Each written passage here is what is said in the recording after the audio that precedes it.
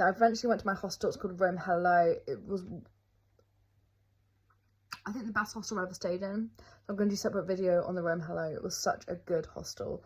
I loved the people. They were so kind. It was like a 5-star hotel, but it was a hostel. They were just, it was a really, really nice place with people like on hammocks and stuff. There were lots of activities organised. Everyone was really welcoming. And they were like, yeah, you can't check in until 3 p.m, but you can like leave your bags here and you can have a little wander around. So I did that. I think that's when I saw the Irish bar in Rome. But like, yeah, I went to get a pizza.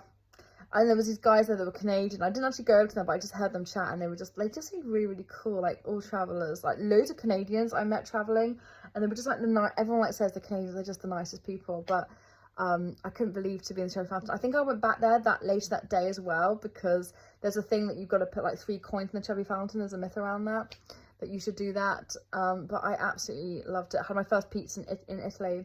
This is going to be really controversial, but I think I prefer British pizza to Italian pizza.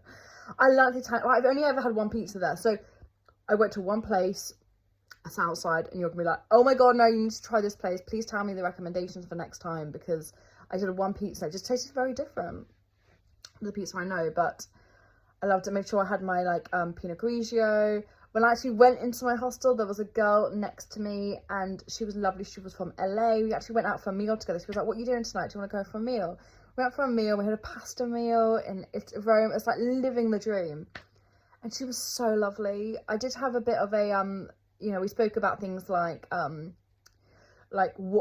I think about America, and like what I think about everything that goes on there. And, you know, she asked me about like, I said about, oh, well, like, what do the British think of Americans? And like, what do Americans think of the British? So we had like a nice like conversation about our different cultures. And it's so nice to like, you sort of get to know yourself and also get to know other people's cultures and speak to them. Like, it's such a great, amazing thing to be able to do.